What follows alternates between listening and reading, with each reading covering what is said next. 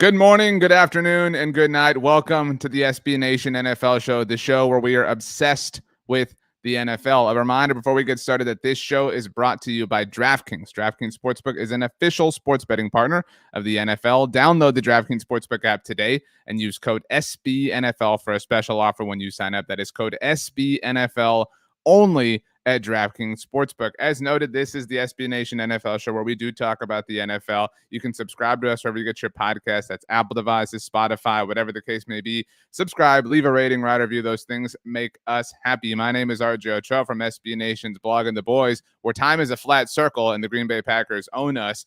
Sitting in for the fantastic Rachel Prevet is the one and only Steven Serta, who has the coveted responsibility of handing out the MF double MVP. It will go to myself or to my adversary, my partner in crime. You know him, you love him, you have a poster of him in your bedroom from SB Nation's Arrowhead Pride. It is the one and only Pete Sweeney. Pedro, happy Monday to you. What photo of yourself do you think people have posters of you in their bedrooms? Well, I'd imagine it's something from one of the TV hits that I do. I believe that people would do is take a photo of their TV and then sort of blow that up in a perfect world. It's a little bit low quality. We live in a world where, like, you know what I mean? They should just rip one off your Instagram. I think sure. You're pretty talented when it comes to like selecting the filters and stuff. How about the one from Super Bowl 54? Me and you when we ate paella together. That's right. Maybe something from that trip would be nice. You misremember that story a lot. There was a lot of paella. I didn't eat any of it.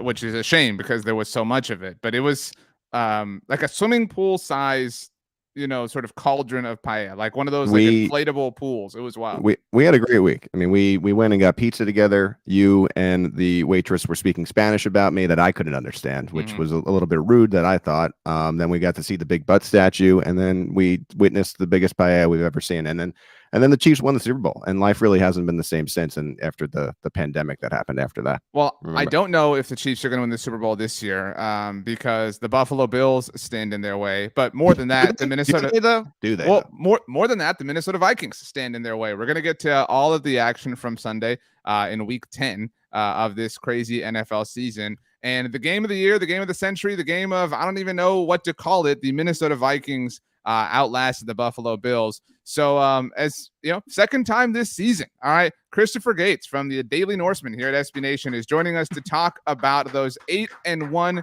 Minnesota Vikings. Christopher, what happened? What was your emotional experience on Sunday afternoon? Do you still trust that it actually happened at this point in time?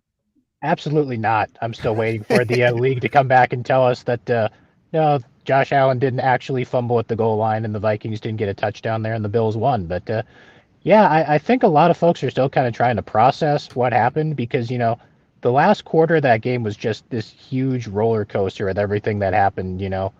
We had the Vikings getting down and they were down 17 points with 2 minutes left in the third quarter. And they managed to get all the way back and, get down to the goal line where you think Kirk Cousins is going to sneak the ball in and they rule him short. So you're down and depressed about that. And then the next play, Josh Allen fumbles and you get a touchdown. And so you're back up on the rise again. And then, we left him 30 seconds. So that was enough time for him to go down and get a field goal and tie it up and send it to overtime. And then there was overtime and all that chaos. And the most insane catch I've ever seen by Justin Jefferson thrown in there someplace. And it's probably the single craziest regular season game I've ever watched this team play. Yeah, what a Sunday and what a game. And it is getting, I think, the consensus game of the year treatment, and deservedly so, and going to overtime, having both players touch the ball. Josh Allen finally touched the ball. RJ, we can get into the Bills in a little bit here. But I want to ask you, Chris, do you feel like the fan base is gaining steam and trust in the sense of a realization that, like, well, Kirk Cousins has been good for us. He's been a franchise quarterback, but maybe he can actually do this. Like, maybe this is possible for us to be led by Kirk Cousins to a Super Bowl title. I think they kind of are. I mean, the 7-game winning streak, all the wins have been by one score. They've had to come from behind in at least 4, maybe 5. I'd have to go back and look.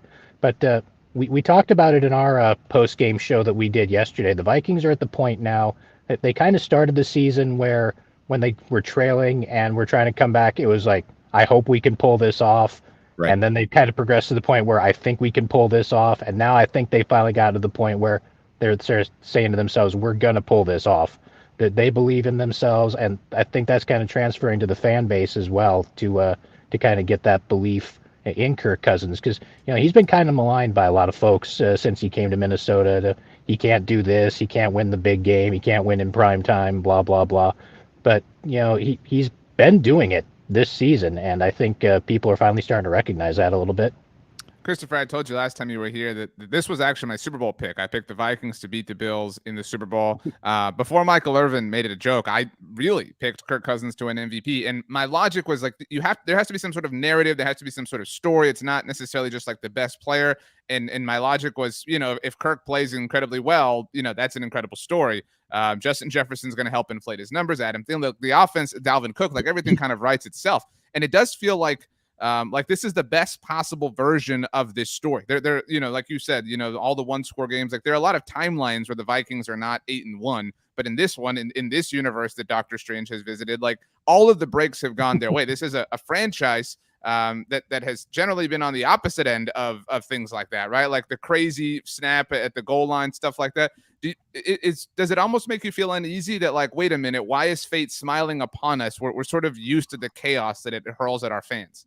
It kind of does. That's half of being a Minnesota Vikings fan, is the constant waiting for the other shoe to drop, and that's it's been kind of a charmed existence through the first 9 games for us this year, because we've done things and we've gotten the sort of breaks, like the thing at the goal line with Josh Allen. That's usually the sort of thing that happens to us and not for us. But that's kind of, I mean, you don't want to just sit there and wait for the other shoe to drop. You kind of want to enjoy what's going on, but it does always kind of linger in the back of your mind when things like this happen to a team that hasn't exactly been known for being lucky over the course of their history. How much is there a sense right now, just considering the one loss in the season came against the Eagles? Are you starting to feel, I know we're just entering the second half of the season, but are you starting to feel like Minnesota fans are sort of hawkeyeing the Eagles because there may be a belief that they could clinch the NFC bye should they take care of business on their own? I mean, we're obviously watching the Eagles, watching what they're doing. We did, in order for us to pass them, they'd have to lose at least twice with the tiebreakers and whatnot. But I think we got you. Yes, I hope so. I hope so. But yeah, it's one of those things. We just have to watch the Vikings take care of what they need to take care of and kind of cross our fingers and hope that, the Eagles stumble at some point here. I don't know the rest of the Eagles schedule off the top of my head. I know they play Washington tonight on Monday Night Football, but we're keeping an eye on the Eagles, and, hopefully things will work out where the road to the NFC Super Bowl berth will run through Minneapolis.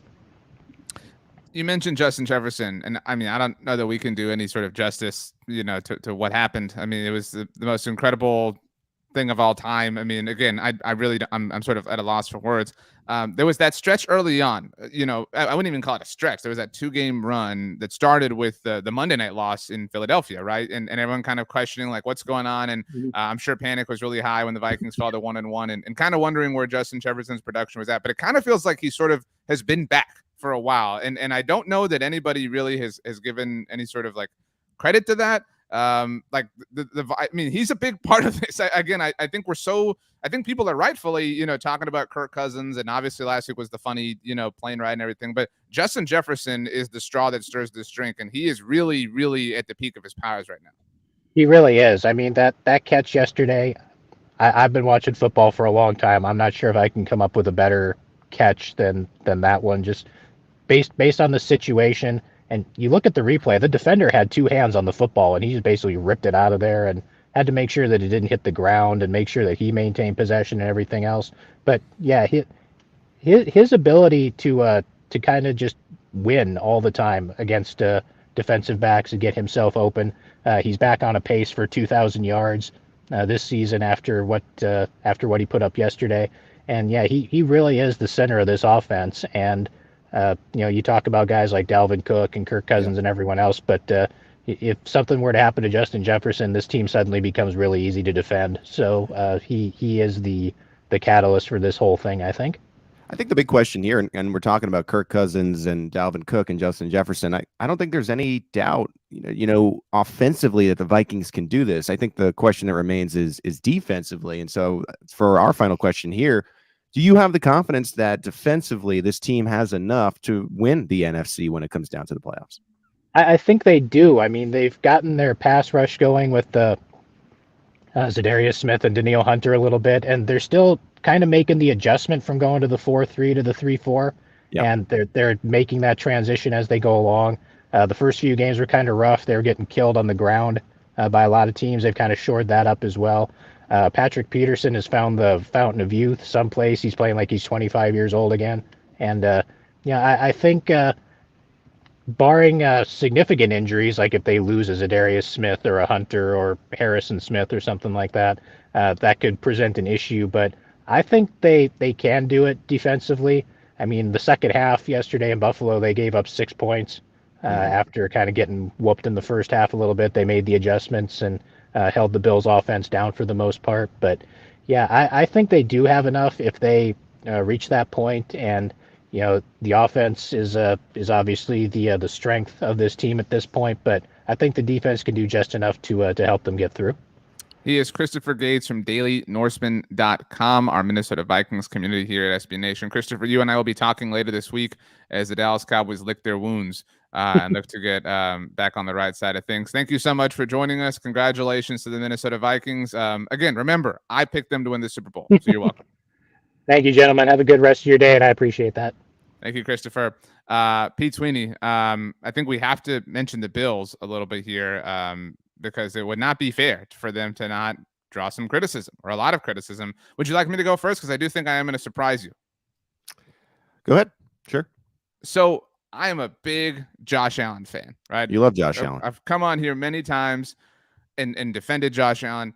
Mm-hmm. If the end of this game, if the quarterbacks had been reversed, the world would be crushing Kirk Cousins today, right? Like if Kirk Cousins had thrown the interception in the end zone that Josh Allen did when the Bills were up by 10 on fourth down, by the way, and I don't have a problem with the call, go for it, right? Like you're supposed to be the best offense of the NFL, go for it.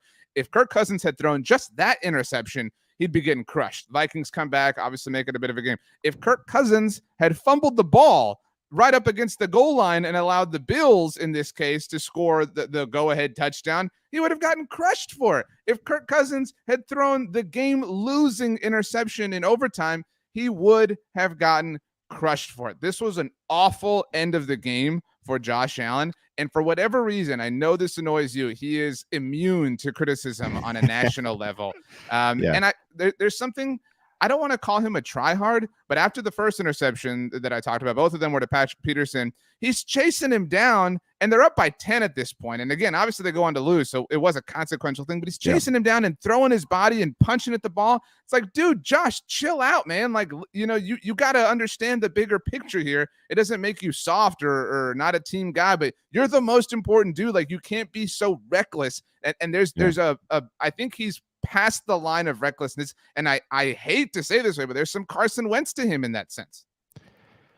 That's extreme. That's probably further than I would go. No, just in the like throwing caution to the wind, that quality. Sure, that's all I'm saying. Obviously, he's not Carson Wentz. I think, and this is to be fair to Buffalo, this naturally is going to come with a Kansas City bias.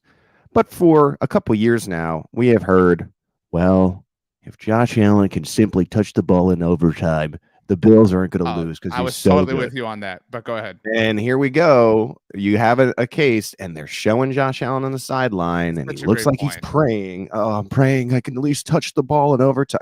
Threw another pick after he fumbled in the end zone. Such a great point, Pete. Can we stop just saying no matter what that Josh Allen is the best player in the league? He's among the top 5, top 10 players in the league. He had a bad game. I think he knows that. He's had a bad couple games here. I don't expect this to necessarily continue, but he is not the best player in the league. Patrick Mahomes or Jalen Hurts is the best player in the league. If you want to make a case for Tyreek Hill, Justin Jefferson, if we're including non-quarterbacks, okay. Michael Parsons, Aaron Donald, TJ Watt, right? Chris Jones. This consensus that It's just Josh Allen, and we all have to just get behind Allen. Why? He clearly in these big time moments, and Kirk gets killed for this. In these big time moments, he has not lived up to the billing. The Bills went and beat Kansas City. They beat the guy that was standing in their way. And then what did they have to do in front of them? They had to just win out. I understand there's a lot of games left. It's a way easier said than done, especially when you get so many division games left. Win out or not lose, your seat. Bad right? games. Bad games. Right. And they go and drop a game to the Jets, who, I understand it's a division game. You're a better team than the Jets. You got to win that game. And then against the Vikings, when it was all right in front of you, you had this massive lead. And we like the Vikings. They're a good team. And this is not necessarily a bad loss. It's only a bad loss in the sense of you can't lose a game where you're up by so many points if you're considering yourself the Super Bowl favorite that everyone crowned you before you did anything. And this is what is frustrating to me, is that they were crowned and they have still done nothing. And this was another example of why everyone and all the national heads crowned this team way too soon. We have not seen enough, and we still haven't seen enough. So anyway, I'm totally with you, and we have a lot of games to get to, so I don't want to spend a ton of time here. But I and this, I thought it was so stupid how Bills fans acted like they were robbed off of the coin, right? And I hadn't even thought about that, to your point. Like, well, you got to touch the ball, right? Like, and that's that's not to say you wouldn't have won in the divisional round last year, whatever. But like, you got to touch the ball. You right. got your precious opportunity, and not only did you fail, you threw an interception. You know what I mean? Like, you threw you can't do that kind of thing. And you mentioned the loss of the Jets. Like, you're right, it's not an easy thing to win out, but if you're supposed to be an elite team, you're supposed to not lose pace at the very least, right? Because look, Kansas City's going to lose another game, right? At some point, like whatever, like you have to give yourself that understanding that you cannot lose pace. And not only have they lost pace to the Kansas City Chiefs, not only have they lost pace within the division to the Miami Dolphins, they have also now lost pace to the New York Jets. So they have allowed three different teams, the Chiefs with regards to the 1 seed, and the Dolphins and the Jets within their own division, as Steven notes for the video audience here. The Bills are currently the 6th seed. They're not even the 5 seed right now because the Jets are. By losing to the Jets, they have given the Bills and the Dolphins and now the Chiefs the opportunity to just keep their pace, and they will all finish ahead of the Buffalo Bills. They have blown it to 3 different teams. Way too early victory lap I have to take, because I understand that this can change. A lot can happen. Take your moment. Yeah, while you can. What did I say before the season started? Get your MVP bets in. We wake up the Monday of week 10, Patrick Mahomes plus 150, Jalen Hurts plus 400.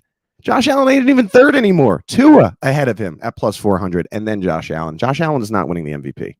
That's it. To be very clear here, I was always again, honorary member of the kingdom here. It's you, me, Steven Serta. We're the 3 people at Arrowhead Pride, I think. I thought it was stupid, and we'll get to the Chargers, but like it was like the Chiefs were like, they weren't even hiding in plain sight. Everybody was just ignoring them in plain sight. Everybody was like, and I understand there's like fatigue, right? Like the Chiefs are great, it's boring, whatever. So it's like, what else can happen? Blah, blah, blah. But like, they're very good. They're a monster. They're a machine. They deserve all credit in the world. In fact, let's go ahead. I don't blame people, because I was on the other side of that, and like when it, and I'm going to be very careful here. The Chiefs have a lot more to prove when it comes to like being that team, but hosting 4 straight AFC title games is going to lead to fatigue. It's not the Patriots winning all those Super Bowls, but the fact that this team is continually there, eventually you're going to want to see them lose. And I think that played into it. Bills are lovable. They got this great fan base. They love to jump off tables and drink beer before the game, whatever. That's a lot more fun than Patrick Mahomes continually winning and winning and winning.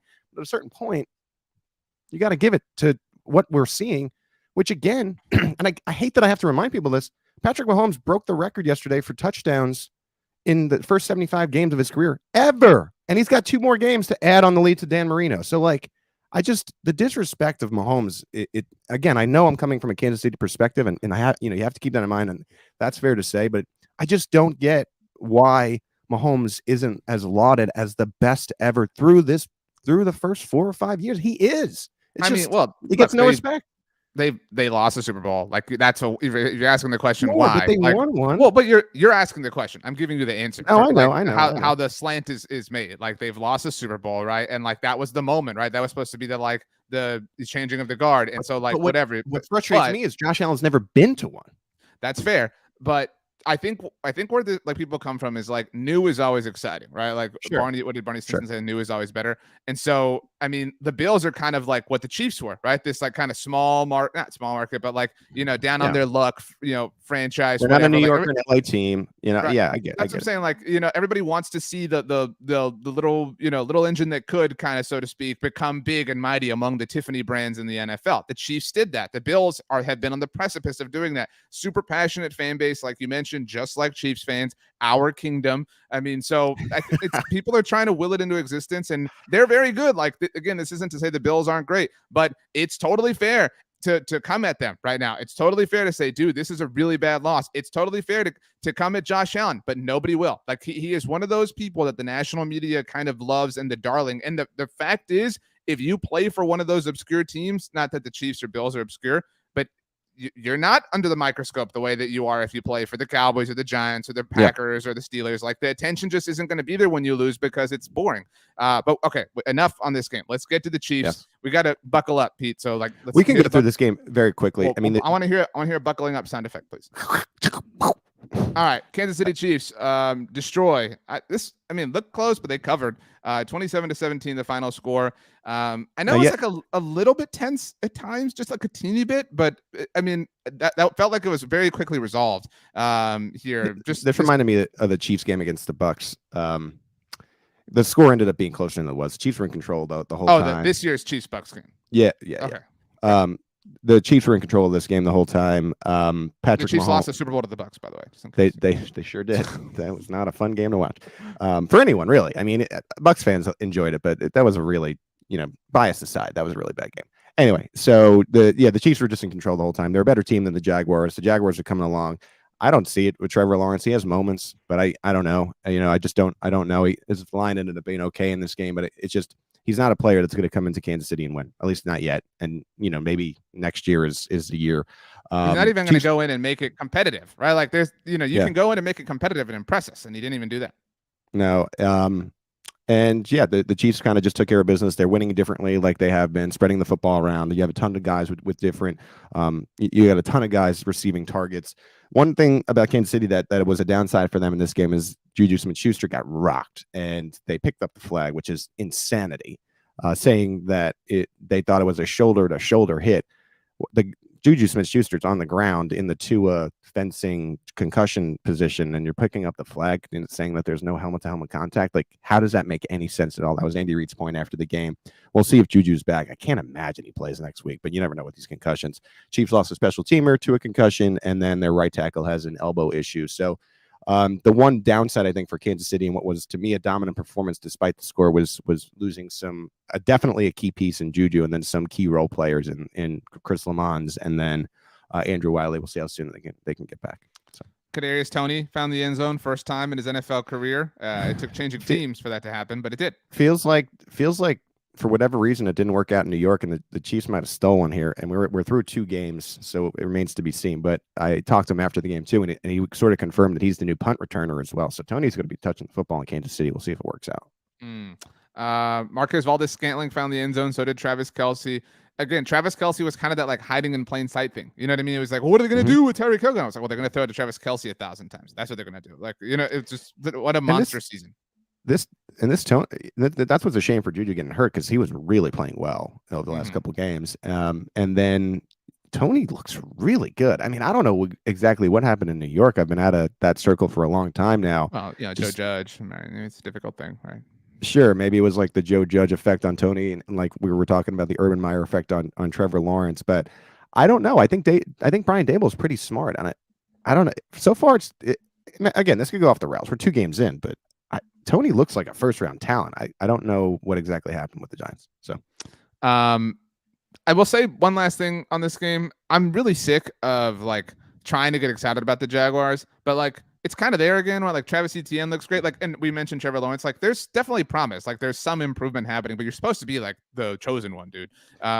They're Christian better than Kirk. they're better than what was the disaster last year. But do again, you, like that's not fair to like what I'm about to say isn't fair to like the current regime because like Doug Peterson wasn't there, Christian Kirk wasn't there, Travis Etienne technically wasn't there. But it's like, dude, enough. Like you can't like the bar can't be low for you forever. You know what I mean? Like and like I don't know. It's just disappointing from the Jaguars. Let's move on. You mentioned Tua, the Miami Dolphins. Dolphin sound effect, please, Pete.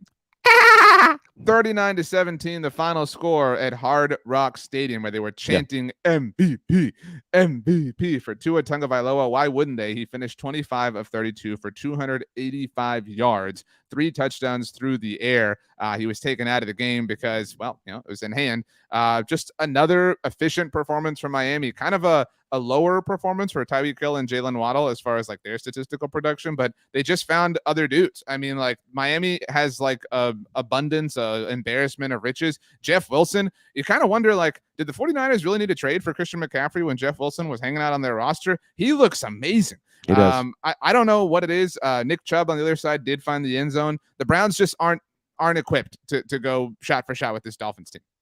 No, and the one thing that I kind of like, and to get away from the Kansas City Buffalo thing, is talking about hiding in plain sight. The Miami Dolphins are a team that is very interesting. They are a Super Bowl contender, and we weren't sure entering the year if they were going to make the postseason. And you are leaning into McDaniel, and he brings Tyreek Hill aboard for the 5 picks, and he's sort of serving you as that ultra Debo type of weapon. He goes and gets the same running backs that he had in San Francisco. Suddenly, these two guys in Wilson and Mostert are on the same team, and he's making Tua look like an MVP. And look, I don't want the Tua non folks coming at me. Tua's a fine player, right? Like, but he should has not lost a game that he has finished this season. His only loss was the Bengals game that he was knocked out of. I get it. I get it, but I believe the McDaniel impact on Tua is what's leading him to have as much success as he has. And sure, who cares? To McDaniel. You talk about the coach of the year. I mean, I know we do have one coach in the NFL that's undefeated. I guess 2 in Sirianni and Jeff Saturday. But I think McDaniel, especially if they're able to win the AFC East, it's going to be right there, because this Dolphins team has been waiting for this, and the fan base, which is a great fan base in Miami, has been waiting for this type of team for a long time. And you ask me right now, who's a bigger threat to the Chiefs, the Buffalo Bills or the Miami Dolphins? It's Miami, and I'm not even flinching with that. Like, I do not think that Kansas City wants to see Miami come in. Tyreek Hill might enjoy that as much as he talks, but I don't think anyone's going to want to play the Dolphins in the AFC playoffs. And this was another exclamation point against the Cleveland Browns, 39-17. That's a walloping. So kudos to the Dolphins. It's been said many times, but I mean, Tyreek's comments on Tua, I know they were a bit of a shot indirectly at Patrick Mahomes, but like those have aged very well, right? Like, I mean, Tyreek, deserves a lot of credit. I don't think calling him a more accurate quarterback than Patrick Mahomes feels silly. I think there could have been a way to compliment Tua without being like, whatever. Better than but the point is, like, he believed in Tua when it was not voted. Yeah. So. I agree with that. Yeah. Tua has 3 straight games with 3 passing touchdowns and no interceptions. He has gone over 300 yards in 2 of them. He didn't yesterday against the Browns because he was taken out early. He obviously had the 6 touchdown performance early in the season. Like, this is not a fluke. Like, the sample size is legitimate here. I don't know, right? You got to pick right now. I mean, I guess you kind of did by your answer with competition. Well, you know what's the Chiefs. Michael, the question: who wins the AFC East? I think the Dolphins are going to win it, but I know that might be a little controversial. But I just think they're the best team in the division. And you look at this, and again, Kansas City fans won't want to hear this, but Miami has a chance to come out of the AFC. Like that's crazy. And you look at the other side, and who's on the other side in the NFC? It's Jalen Hurts. Jalen Hurts in Philly. That Roll Tide Super Bowl is a real possibility. It would be awesome if it was in Atlanta, in the building where Jalen was pulled for Tua. That would be incredible. It would be, and that, like, the fact that storyline is possible is insane. To your point, this version of Tua feels like that would the incredible year for him, right? Like it was like there was a moment when he was still at Alabama where you were like, this dude's going to be unstoppable in the NFL. Like it felt it was so easy for him. Like what was, I don't even know what the streak was. He went like like 7 games without throwing an interception. Like it looks like a different game for him right now. So we're kind of starting to see that happen at the NFL. So the Dolphins are 7-3. To your point, they're on bye this coming week, so really hurting some fantasy teams. After that, so just win or loss quickly, Pete. Houston Win at San Francisco. Mike McDaniel returns. I like Miami in that game. Okay, so that's 9-3 at the Chargers. Justin Herbert. It's hard to pick the Chargers right now. As much as I like Herbert, they feel too hurt to win. Okay, so that puts them at 10-3 at Buffalo.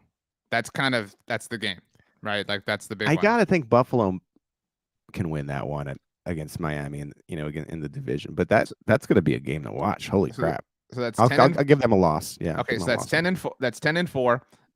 And then Christmas Day, just hear those sleigh bells jingling, ring ting tingling. They host the Green Bay Packers. It should be a win, right? Yeah, unless you believe that the Packers are back, baby. Unless you believe that the Packers are back. 11-4. Emotional win last night. At New England, and then the Jets. I mean, it's a tougher road than a lot of teams, certainly, but they're like, we're looking at 12, 13 wins, I think, is kind of the neck of the woods. Yeah, and a lot of games I just said could go the other way as well. It's a tough schedule. It's a tough second half schedule. We didn't talk about this, but quickly, the Buccaneers beat the Seahawks 21-16 in Munich. This was kind of cool. Like the German vibe was a little bit different than the London vibe, at least on television. Yeah, it seemed that way. Right. So I'm a fan of this. It was cool. Obviously, there was the stories about like the 3 million ticket requests or whatever. Yeah. I do think the Bucs are more back than I think the Packers are. Again, we'll get there. This was a tough loss for the Seahawks. I still believe in them. I think you do too. Your Hawks. But it was a good win. Rachaad White. Holy crap. Like, I mean, this, Bucs have, their division is set up well for them, obviously.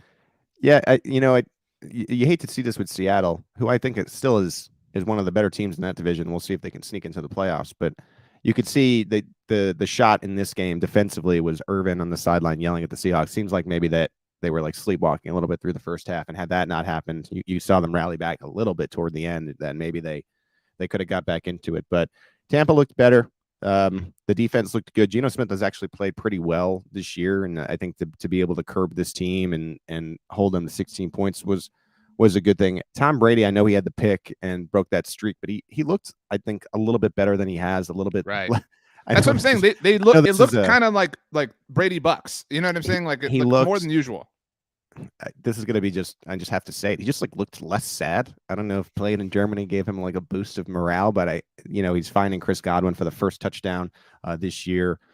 Julio when Godwin's he is healthy, first touchdown of the year. To yeah. Be fair. Right. Yes, Julio when he is healthy, obviously is an asset. And I thought, you saw the emergence because of the Fournette issue. Rachaad White looked pretty good, and so they got a little tandem back there too. And so defense did a nice job against the Seahawks team, who we've seen that has been able to put points on folks. And being 5-5 instead of 4-6 was important for a team that has Super Bowl aspirations like the Bucs, and in a wide open NFC. Again, I think you don't want to necessarily see Tom Brady, right? Like no one ever wants to see Tom Brady in the playoffs. That was the vibe, at least like among Cowboys fans, because it was early Sunday morning, was like, oh man, like, and especially now, it looks like the Cowboys going to be a wild card team more than a division winner. And it's like, well, that might be the place. Like, definitely don't want to go to Tampa. Kind of rooting for Atlanta to win that.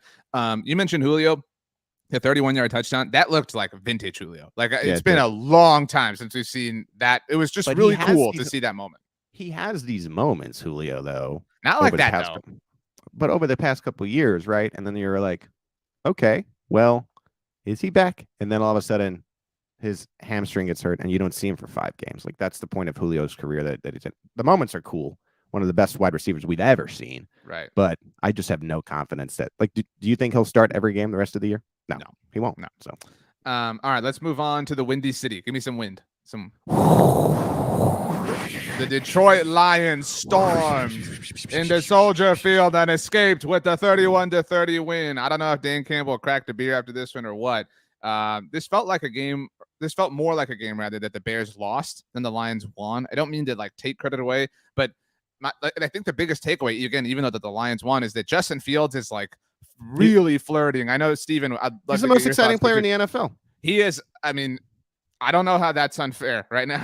I mean, he is incredible right now. He is, and if I made the comparison last week to Jalen Hurts, and I'm not likening the two players, but if he takes this, the same sort of step from a passing perspective next year, obviously we're in the middle of the season, like we're talking about one of the most dangerous quarterbacks in the entire league because the rushing capabilities are insane. This is so good for two great franchises in the Eagles and the Bears. Of like, how dare you? This matchup, when they do, this is what's crazy. Is like we're talking so much about Fields. They lost the game, but this Eagles Bears matchup is going to be must see television every year whenever they meet up. On the games, like again, I wasn't super in tune to this game because it was early and I was heading to Arrowhead Stadium. But every time I sort of looked up, Field, please. Right. Every time I looked up and sort of was glancing over, was Justin Fields on red zone making like an insane play. I can't fathom how Detroit won this game and playing it against such an explosive and electric player. Kudos to them for finding a way to pull it out, at the end there. This is not a game that Chicago should have lost. But I think in the grand scheme of things, even in the loss, because of the way the Fields look, Chicago just feels like they're in a better place than Detroit, which, I mean, a lot of times we talk about these games each and every week, and it's usually the winning team that you feel better about. But even in this loss, you're just starting to, I think, marvel at what the Chicago Bears might look like as they build around this guy. Like, right. Because the monsters of the Midway could be back in a very different and fun way. They're stockpiling draft capital, and now they don't have to address the quarterback situation, right? So like that puts you ahead of a lot of teams. And again, the Lions won this game, but I think, if you had to pick who finishes higher in the NFC North next year, like we feel tremendously better about the Bears because they have that one, issue solved, right? Like they have the quarterback. That's the thing for the Lions right now. Ryan Poles too. Being in Kansas City, I have this edge of like knowing him. He, at least around like these parts, he was looked at as like a really, really smart, shrewd guy who can really be a special general manager. And so let's see what he does with the draft picks. And this has come from Kansas City. Kansas City has had some pretty good drafts in recent memory. So if he nails this next draft, the Bears might be back really quickly. And definitely interesting in 2023, but who knows about 2024. I do want to say two amazing moments here. I know you were busy. Justin Fields had a rushing touchdown where he scrambled to his right, and he looked dead to rights gone. Like this was a sack all day long, and somehow I don't know if you saw this play, it just like broke out. It was like the most like seamless thing in the world for him, and just scampered in for the touchdown. Another sick play. Aiden Hutchinson is totally for real. If he played for not the Detroit Lions, I think he'd be getting so much more attention and so much more coverage. I recognize the wins aren't there, but there's a legitimate argument for him as defensive rookie of the year. This man is a monster. He is so fast, and to be that fast at his size just doesn't make physical sense. Steven Serta, you are president of the Justin Fields fan club. Do you want to offer any input on Fields and his magnificent performance, even though the Bears lost? He's incredible. He still has a long way to go as a passer, and they'll figure that out. The Bears also have a ton of cap space next season. So the draft picks, the cap space, they can put a lot of things around Justin Fields. And if he does have that Jalen Hurts level of progression, he's going to be really fun for a really long time. And the rushing, I don't think this rushing can keep up the way it is. I mean, he's just rushing for 150 yards a game. Like, that's not going to keep happening. But if he does this the rest of the season, he's just on pace for 1,200 rushing yards, which is absolutely insane for a quarterback. Side note, and I know no one cares about your fantasy team, but Steve and I, both Kansas City based, he invited me to his fantasy league, drafted Justin Fields, and I dropped him. Big Steve picked him up, and he's reaping the benefits of that right now. So how often do you go by Steve, Steven? Is that like I gave up on him a little too early in this particular league, and I regret it. So there you go. It's a 12-team league. It's pretty deep. Is this like Steve a common thing, or is it Steven always? I mean, people call me Serta, Steve, Steven. I don't really care. I'm fine with whatever. Pete calls me Steve a lot. I'm calling you Fields from now on. Wow. Shout out to Justin Fields. You mentioned 150 rushing yards a game. Saquon Barkley, Pete, for your Big Blue View, bigblueview.com, our home for New York Giants coverage. Saquon actually had 152 rushing yards off of 35 carries. My goodness gracious. But Saquon all the way back as the Giants also pick up their 7th win of the season. Not like the Bears did. The losses and there's a little bit of, I think, symmetry between the losses in Buffalo and and against Green Bay because of the Dolphins and the Giants. Like, it's one thing to like blow games that you shouldn't blow, like Buffalo and Dallas did, but then you wake up on Monday and you're like, the Giants are in front of us, and you wake up in Buffalo and you're like, oh my God, Miami is in front of us and we're in sixth. So just a stunning turn of events, and the Giants, they seem like they're for real. I cannot believe where we're at with this NFC East, because I don't even think Washington, my WFT, I don't even think they're too bad. And it's so clearly the most competitive division in football. I just don't know how we ended up in this place. But kudos to the G-men. Saquon Barkley looks like he's fully back, and that's a good thing for the NFL. We really are like back in the mid-90s, like where the It NFC doesn't make East, any sense. no, but like where the NFC East is dominating, like passing us down, everybody's running and playing defense. Like it's just, it's just such a throwback to that time. I tweeted after their first touchdown of the game that the Giants, and this was really obvious, they were coming off their bye. They are going to be 8-2 on Thanksgiving Day when the Cowboys host them, because they have the Detroit Lions this week. They're going to the playoffs, and you mentioned it. They're ahead of the Cowboys right now. The Cowboys, one of those 2 losses for them. So I'm honestly not that worried about that game for Dallas. But this game, that is the one thing, on the NFC East mixtape, which you guys have a little cute carbon copy of over on the AFC West side of things. We have spoken so ill of Saquon Barkley. Like he is, again, the story, like, and he's we talk about like contracts and cap space. Like that is such a difficult decision for the Giants in the offseason. Like what I don't know. Think? I don't know what you do there. And I'm still not like, Ed's going to kill me here, but I'm still like not a super believer in Daniel Jones. I feel like Daniel Jones needs a Saquon Barkley for this to be effective. So you're put in a really weird position where you have to sign the running back, which we have really learned, and I think we can all agree is like not an ideal move, generally speaking. But what do you do? I mean, it's another version of Christian McCaffrey. I think if you're the Giants, you got to just lean in and pray. Right? I mean, man, it's tough. It's a tough lean in and pray. situation. I mean, and what do you do with like who's the quarterback of the Giants next year? Like it's a really, I think you got to stick with Jones situation. If you make the postseason, and I'm looking at the standings here, Washington is in 8th, by the way. I mean, since they've added a team, we've always been waiting for this what division is going to get 4 teams in first. Right. If Washington were to stun the Eagles, which look, it would be wild tonight for that to happen, but they're going to be 5-5 and right there. Like the NFC East has this quiet chance to have all 4 teams in the playoffs, which would be nuts. Well, to your point, and this game's about the Giants, but if Washington were to win on Monday night, it's really to get in, right, to be the 3 NFC East teams as the wild card, obviously because they're the division champion. San Francisco would have to fall off, which isn't like impossible. I mean, we'll obviously get to Sunday Night Football, but that is certainly not impossible based on everything that we've seen so far this season. Let's get through 2 stinker games. The Pittsburgh Steelers won 20-10 against the New Orleans Saints. Really boring game, right? Like this was just kind of like this was on, like that's kind of the best thing I can say about it. I mean, like did you learn anything in this game? Well, I guess you're feeling a little bit better each and every week about Pickett, right? I mean, not to say that. Are you? I guess like I think the big thing for Pittsburgh is that he's getting games under his belt. 8 carries for 51 yards and a rushing touchdown for Kenny Pickett, by the way. These are 2 lost teams to me. And like TJ Watt, the big story thing for Pittsburgh is that TJ Watt is back, right? So I mean, I think that changes the game for them. That like for the time being, as they develop Kenny Pickett, they're going to need to win games from a defensive standpoint as they develop this thing. And yeah, I mean that's all I can really tell you at this point.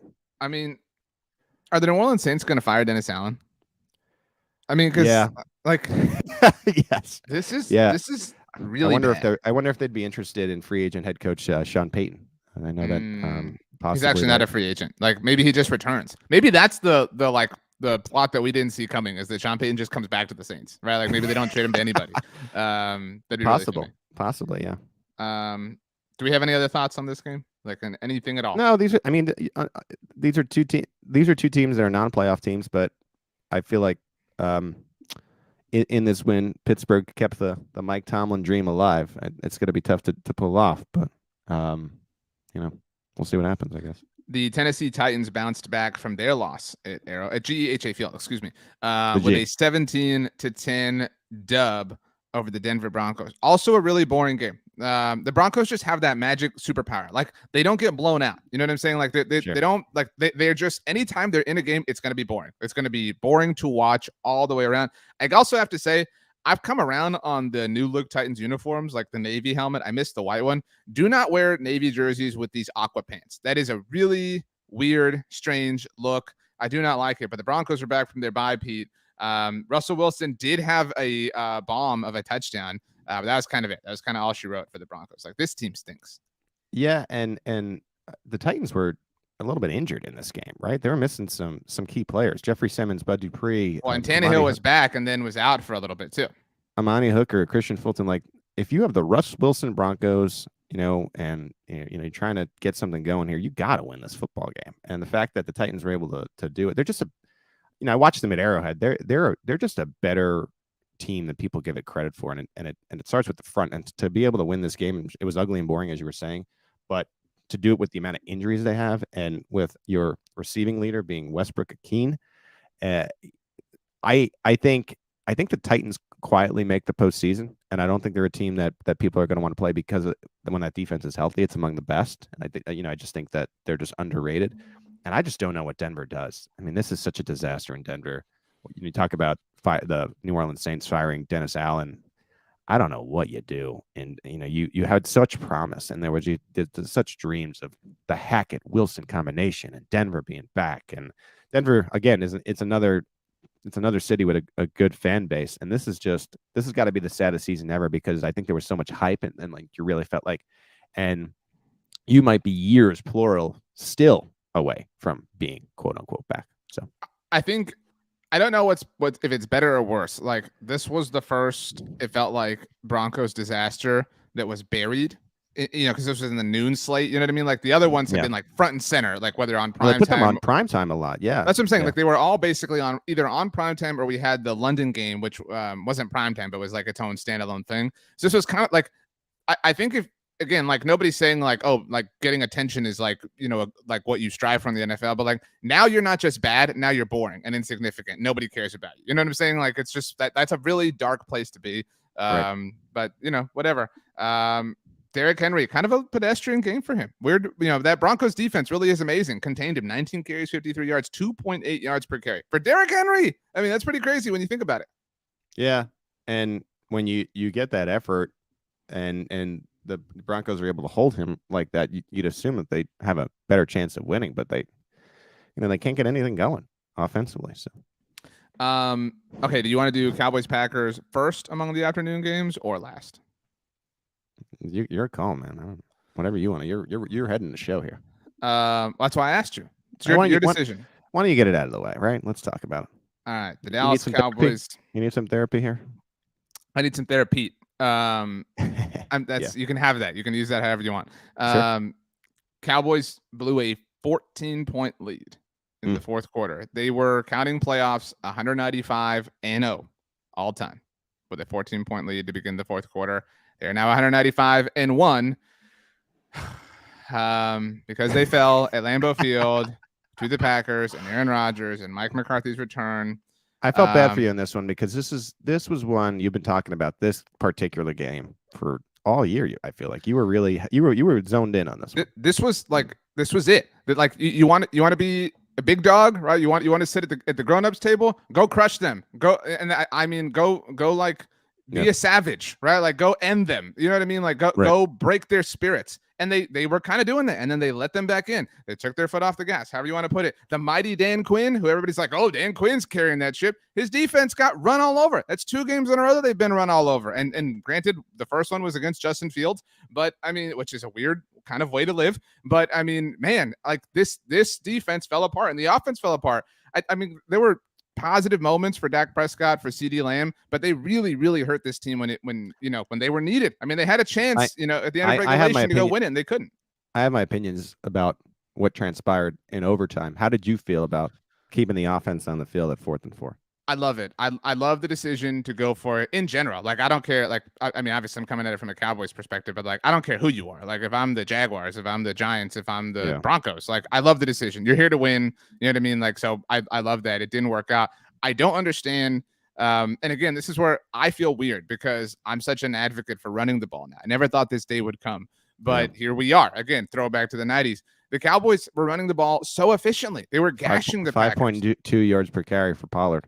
And then it's 3rd and 3 in overtime, and they throw it twice. And you know what I'm saying? Like, and what bothers me is, okay, if you know you're going to go for it, and again, I have zero issues with going for it, but if you know you're going to go for it on 4th down when it's 3rd and 3, run the ball. You know what I mean?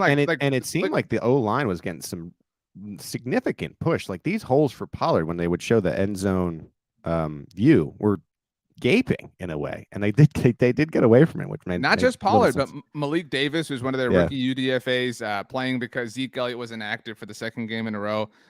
He had 7.6 yards per carry, and they had 2 big runs in overtime. They were called back because of penalty. The second one, Connor McGovern held. The first one, Pete, rookie wide receiver Jalen Tolbert was off sides. On offense as a wide receiver. And to make matters worse, and I'm so pissed off that there's so many Cowboys fans who are like buying this. Jalen comes out after the game and says, well, I checked with the official. You know, I looked at him and he said I was good. He told me to scoot up. It's like, dude, you were a mile off. Like, what do you know? Like, I hate this like finger pointing. Y'all messed up. Own it. And we haven't. This felt the aftermath felt similar to the San Francisco playoff loss where they were pointing fingers. You did get the spike of the year, and it wasn't a player. Oh, I mean, that Mike McCarthy. That was the moment that you like. Headset spike. Mike had done a great job of not showing the emotion of the week all week long. Sure. And then that was the moment that you were like, man, this dude wanted it. And I feel for him because they had it. They had it right there. And they had every opportunity to squash the Packers. They could have broken the Packers season. They could have ended the season for the Packers. Instead, Pete, what did they do? They breathed life into the Packers and Aaron Rodgers. It's and now really, you have to, I mean, other than losing the Cowboys. He owns them. He owns the Bears and the Cowboys. And my dog's name is Bear. I'm a Cowboys fan. He owns my household. Other than losing to like an NFC East team, this was as bad of an RJL that you could like dream up. You've been talking about this game, Mike McCarthy's return to Green Bay. You really have a disdain for Aaron Rodgers, and I don't blame you for that. Aaron Rodgers looked in a way back. Could be argued that maybe he deserves to come up of the week. I'm not going to do that. You will not do that. I'm not going to do that. But I'll tell you what, he looked good. He did look good. And if this Christian Watson thing is not a one-hit wonder and a real thing, of course it's a 1 week wonder, Pete.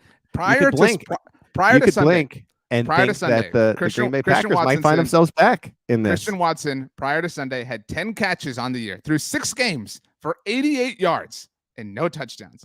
On Sunday alone, he had 4 catches for 107 yards. I can't believe the news today. Sunday, Watson Sunday.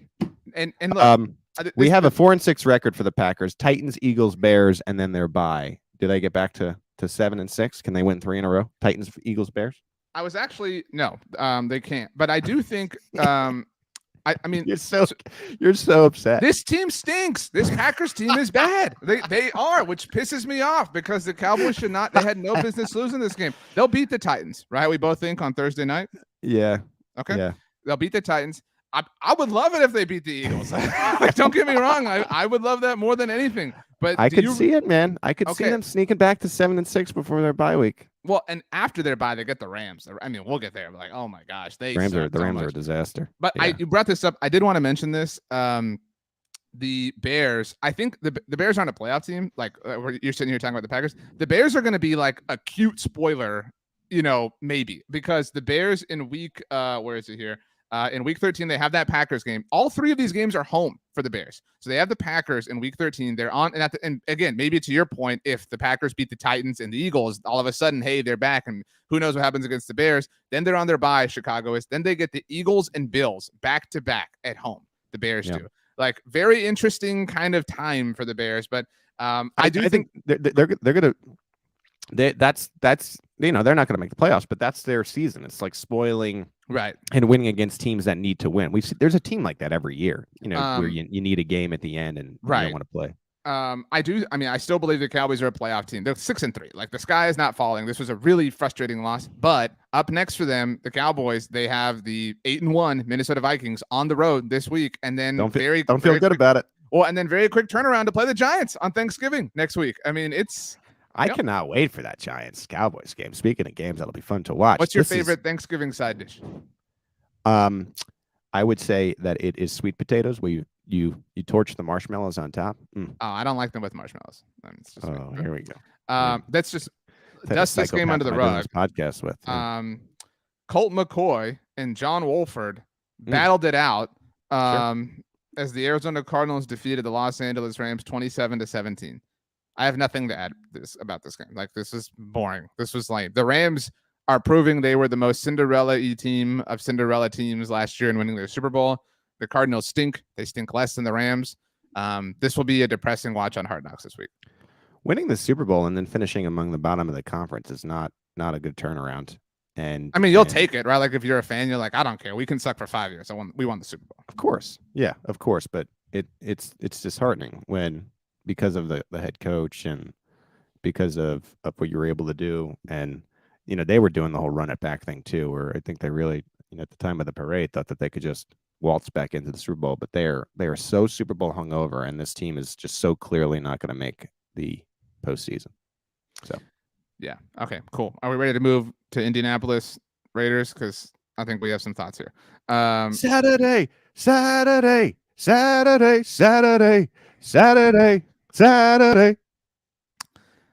Jeff Saturday. Yeah, baby. 1-0. Look, the Colts won 25-20. And I Colts, hate, I Colts hate back.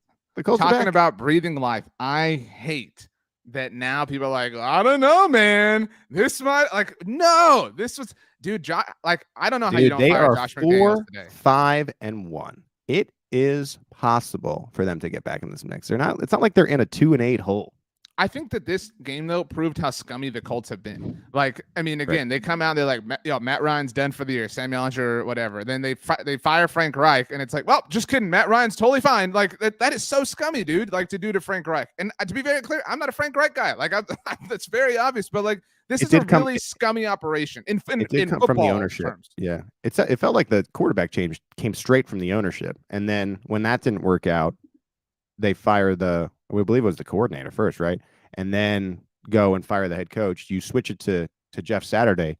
Saturday probably was honest with your saying, being like, if we want to try to win, we are not going to start Ellinger. And then Matt Ryan, to his credit, good enough, right? Pretty good in this game.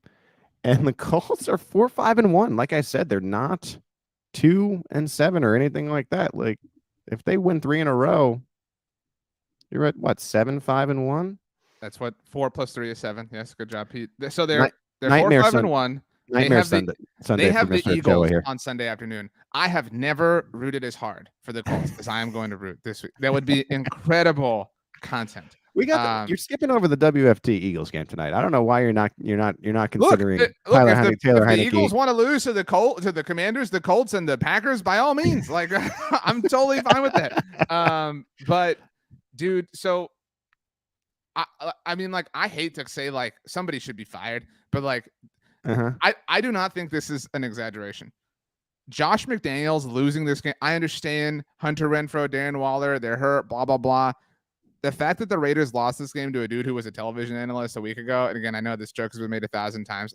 It is literally one of the most embarrassing losses in NFL history. Like, it is literally in that group. I don't know what the other ones are, but it is in the box of most embarrassing losses that an NFL team has suffered in the history of the league. I wasn't in love with the Jeff Saturday hire. Obviously, some questions needed to be asked. Who was in love with it? Like, what do you mean? Like, no, but what I find amusing is just how many high horses there were last week, and like the fact that he just was like, well, I'm just going to try and try to win it, and they won an NFL game. Like, it's such an interesting and weird story. Not that I'm like a Jeff Saturday supporter by any means, and I do think there's some very clear questions I'd have to ask, regarding about like There's how a did lot they of come up with privilege here. There's a lot of privilege no that's doubt? happening And here. Rooney, but it's so funny that he was able to just come out and win. And you're right. On the other side of it, it is just a disaster in Vegas. And you talk about how tough it is for folks to like be hired for a multiple year deal and then to be fired after the first year. You probably have no better case for that. Maybe, well, I guess you could say Denver potentially, but then McDaniels and the Raiders and doubling down on Derek Carr, going and getting the best wide receiver in the game who happens to be a former college teammate of Derek Carr, and just to run out and blow three touchdown leads, multiple times this year. I mean, it's a disaster in Vegas. And I just think that's a very hard question, like to ask yourself and look in the mirror. And I've never been a Derek Carr guy. I've made that very clear on this podcast. It's either the head coach or the quarterback that gets fired, quote unquote, fired after this year. And I think this is Carr's last dance with the Raiders as the starter. I know that might be a hot take, but that's just how I feel. Give me a percentage possibility, and then we'll get to the final game, which also featured an AFC West team. What percentage possibility is it that all three non-Chiefs teams in the AFC West are looking for new head coaches in the offseason? It's like 45%, right? Like it's not 0%. No, all three would be wild. It's not 0%. We think Hackett's out, right? We're very confident in that. We're pretty confident that McDaniels is out. So it comes down to Brandon Staley. Russ. You can't fire Russ, and I think there will need to be a change. So it feels like Hackett is going to go one and done.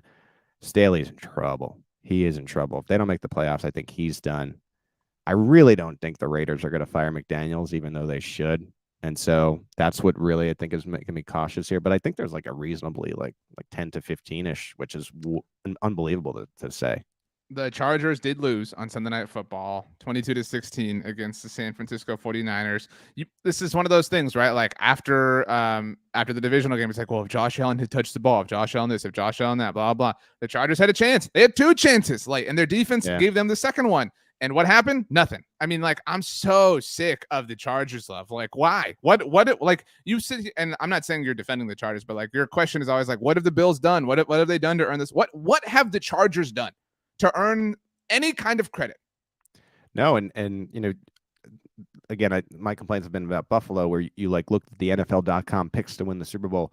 I believe Buffalo had like 10 to 12, which we've beat ad nauseum, but the Chargers had 3, or 4. And same type of deal. Like I don't know what it is about the Bills and the Chargers where you have these analysts, and I think when you're even non-fans and national analysts of the team, they just want them to be good so bad, both of these teams. And the Chargers are just not a good and consistent football team. And I think the big part for the Chargers has been the injuries, and it's just year after year after year after year. It's the injured football team, and you can only go on that as an excuse for so long. And I really do think if the Chargers don't make the postseason, they will move on from Staley. So, well, then how do you think it's only 10 to 15% chance? I mean, because we both think that the Broncos and Raiders I think Vegas is the least likely to get rid. Even as bad as this is gone, I think they give him a second year. We haven't talked about the Niners, but the Chargers are currently the 8th seed in the AFC as of right now. So do we think the AFC East is sending 3 teams, by the way? Feels likely at this stage. Man, what a time to be on the East Coast. I mean, like the Eastern divisions are going to send 6 teams to the playoffs. 6 to 7, potentially, yeah.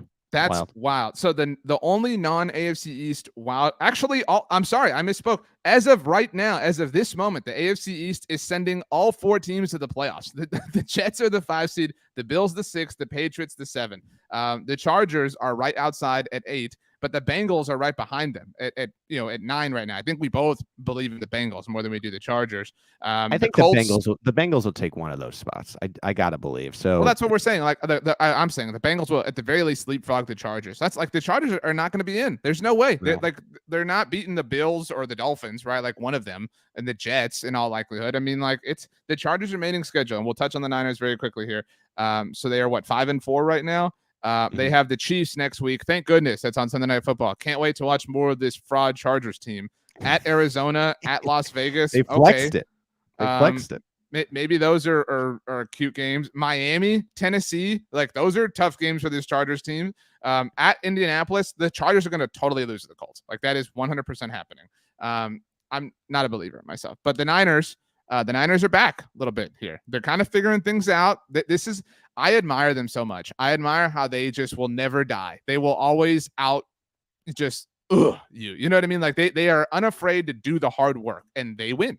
Good for them. Yeah. Then they stick around. And I think Shanahan receives a lot of criticism, and he's kind of the guy that makes sure that doesn't happen, that they don't fall off. And he does it with like different casts of characters.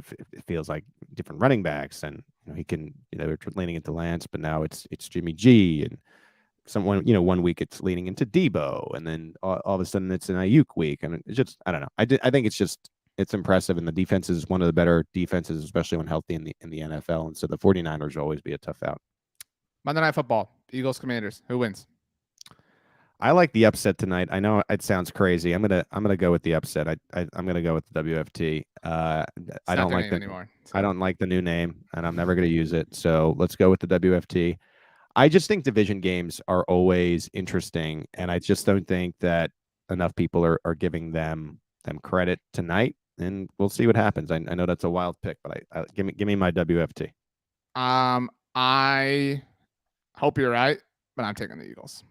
Steven, if you can join us now and give us your pick for tonight, and then hand out the MF double MVP. The responsibility falls on your shoulders, so hand it out and explain why you are picking who you are picking, please. Well, I'm going to go with the Eagles tonight. Wow. And then it's the MF double MVP. Okay.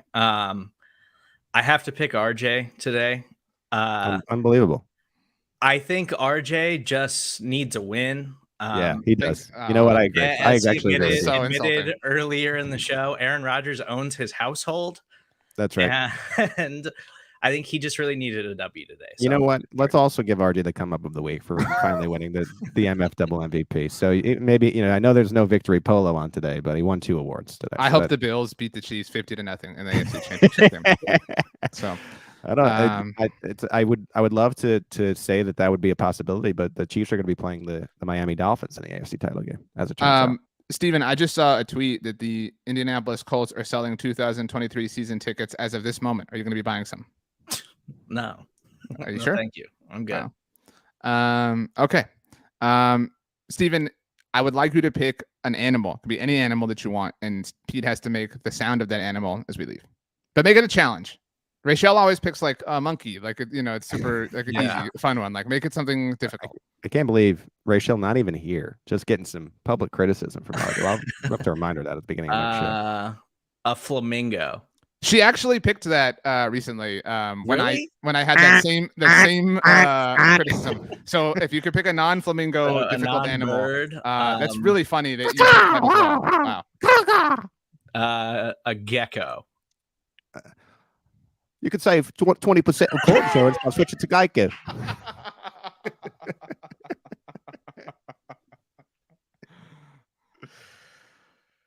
All right.